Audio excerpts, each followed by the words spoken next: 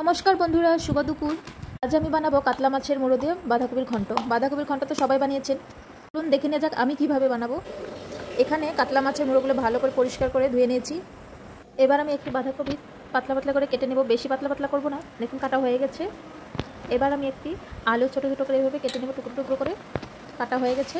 এবার বাঁধাকপি ভালো করে ধুয়ে নেব। এখন আমি এই বাঁধাকপিগুলো কয়েক মিনিট ভাপিয়ে নেব। এদিকে আমার মেয়ে বাবা বাবা বলতেছে, দেখুন ঢেকে দেবো কয়েক মিনিটের জন্য। এখন আমি মাছের মুড়োতে দিয়ে দেবো সামান্য নুন হলুদ দিয়ে বাকি নিব। এদিকে আমার ভাপানো হয়ে গেছে বাঁধাকপিগুলো, নামিয়ে নিব। এবার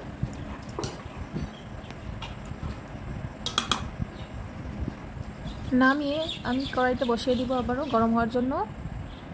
কড়াই গরম হয়ে গেছে, এবার আমি দিয়ে দিলাম সর্ষের তেল, একটু বেশি করে দেবো। এবার সর্ষের তেল দিয়ে মাছের মুড়োগুলো ভেজে নেব। এখন আমি নিয়ে নেব মশলার উপকরণ। নিয়ে নিলাম আদা, তেজপাতা, এলাচ, লং, নিয়ে নিলাম ধনে, জিরে। এগুলো আমি সব একসঙ্গে বেটে নেব। বাটা হয়ে গেছে প্রায়, দেখুন। এদিকে আমার মাছের মুড়োগুলো ভাজা হয়ে গেছে, এগুলো নামিয়ে নেব।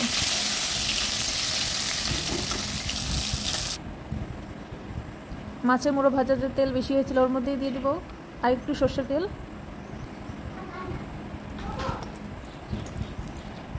এবার ফোড়নে দিব তেজপাতা, দিয়ে দেবো শুকনো লঙ্কা, আর দিয়ে দিব পাঁচফোড়ন। বেশি দেবো না, সামান্য দেবো। দিয়ে দিলাম গোটা কাঁচা লঙ্কা চেরা। এবার দিয়ে দিলাম টুকরো করা আলুগুলো। 2-3 মিনিট ভালো করে কষিয়ে আমি এর মধ্যে দিয়ে দেবো স্বাদ অনুযায়ী নুন, দিয়ে দেবো হলুদ গুঁড়ো, দিয়ে আবারও কয়েক মিনিট কষিয়ে নিয়ে যাবে। লাল লাল হয়ে গেছে। এবার আমি দিয়ে দেবো বেটে রাখা মশলার উপকরণগুলো, দিয়েও আবারও 2-3 মিনিট ভালো করে কষিয়ে নিব, যাতে মশলা কাঁচা গন্ধটা চলে যায়। তার জন্য ভালো করে কষাতে হবে। হয়ে গেছে, মশলা থেকে তেল ছেড়ে দিয়েছে। এবার আমি দিয়ে দেবো ভাপিয়ে রাখা বাঁধাকপিগুলো, দিয়ে এবার আমি ভালো করে কষিয়ে নিয়ে দিতে খুন্তি দিয়ে লেগে কয়েক মিনিটের জন্য ঢেকে দেবো। ঢাকনা তুলে বারবার দেখে নিব এটা হয়েছে কিনা। প্রায় হয়েছে। এবার মাছের মুড়োগুলো দিয়ে দিলাম, এটা দেখানো হলো না, আমি ভুলে গিয়েছিলাম। প্রায় হয়ে গেছে আমার এই বাঁধাকপির রেসিপি। ফাইনালি আমার এই বাঁধাকপির রেসিপি রেডি।